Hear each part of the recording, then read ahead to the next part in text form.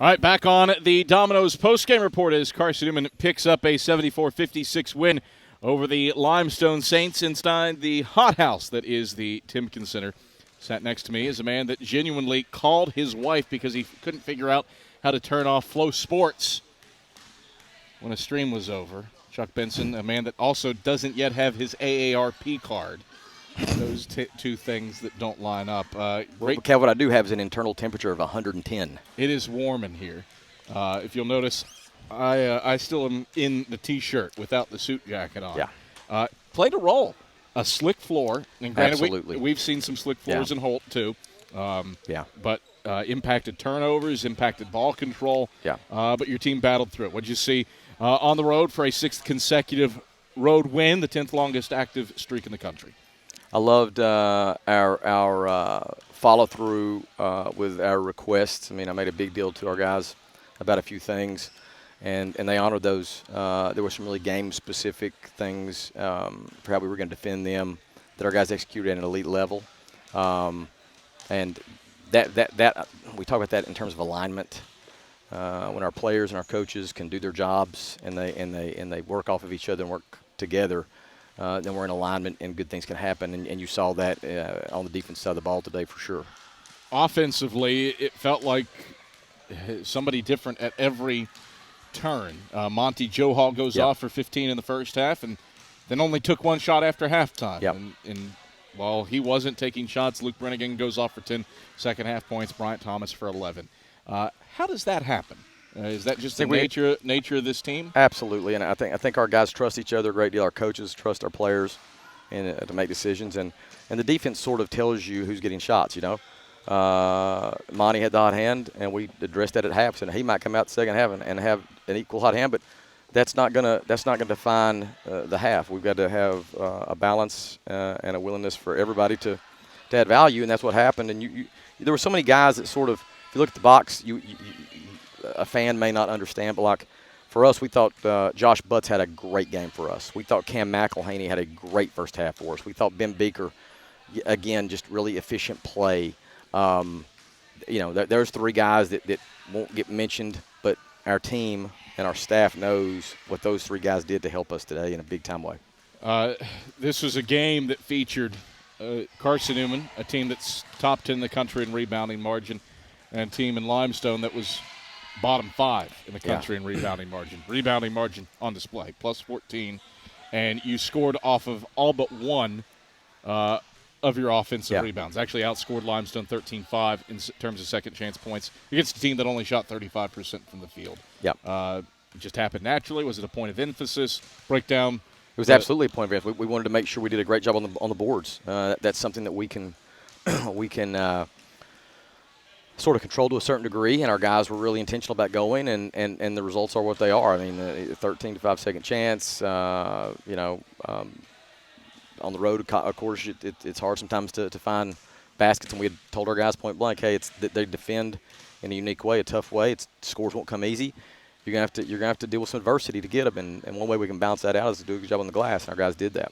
Kev, go on. I am on fire right now. Well, that's your own I can't explain this, how hot I really am. My ears are sweating. I'm going to give you one ear because I'm about to die right here. That's your fault for wearing a black hoodie. You know, if you still wore a suit, you'd be able to Never. take that suit jacket off. Never. I couldn't imagine more layered up with a wool suit right now and surviving than I Go ahead. I'm sorry.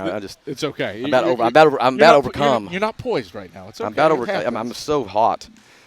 You went on 4 8-0 runs or greater and held Limestone without scoring for 4 minutes. Is that just execution of the defense and the offense? Yeah, our guys did a good job defensively. I mean, that's all there is to it. They've got some talent. We knew they were going to make some runs because they're not going to lay down. Kyle Perry's team got a lot of fight in them. We expected that, but our guys, took punches and then counter-punched. So, again, I can't say enough good about this being the start for us in conference play now in the new Mountain Division, and we needed to come down here and learn something about ourselves, and we did. We really did, especially after that really difficult our last game was Columbus, where I thought we did some really good things defensively that game, but it just wasn't too many turnovers. We resolved some issues and got some questions answered, and we'll make that 3-hour drive back tonight and feel really good about this trip. Aside from the commonality of just straight up executing, do those scoring spurts have any similarities between one another? Before I really made a clear statement, I'd like to watch the tape to see, but you know, I mean, it's the nature of the game. When a shot goes out of somebody's hand, there's a chance it goes in, you know, and you know, we sort of had that lead, and when teams are behind like that and they really can't easily make up the difference, they start sort of just playing free and easy, and I sensed that a little bit there late in that second. I told our guys in maybe the 8-minute timeout that, you know, I think these guys are. You know, I can see a little bit of frustration and not, I don't even say quit, but they just weren't as zesty in taking care of the things that they needed to take care of, and I felt like I thought we could build on where we were at. Turn your attention to a UVA Wise team who is much improved. Yep. Gave Tusculum everything that it wanted on the road, ended up falling by 3 at Pioneer Arena. Tonight, what do you have to do to get ready for Blake Mellinger's Highland Cavalier group on Saturday? Well, they are much improved. Their roster is sound. Their scheme's solid, and they're very hungry.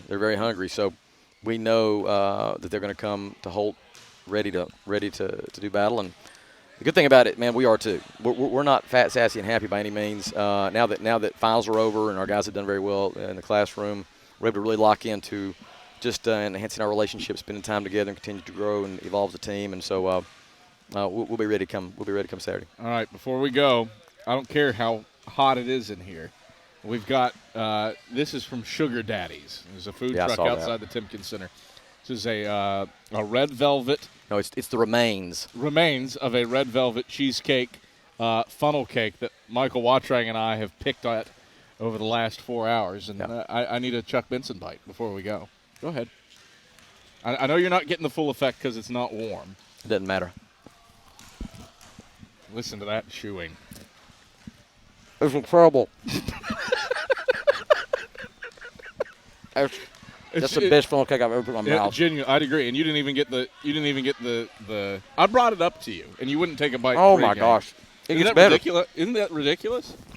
Fat Daddies with a Z, food truck here in Gaffney. Man, I'm gonna tell you what. It's something serious. I've never had a red velvet funnel cake topped with cheesecake, but now that right there is it. All right, enjoy your diabetic coma. Chuck, pleasure as always. Congrats on a big road win over the Saints. Thanks, Gabby. That is Carson-Newman head men's basketball coach Chuck Benson.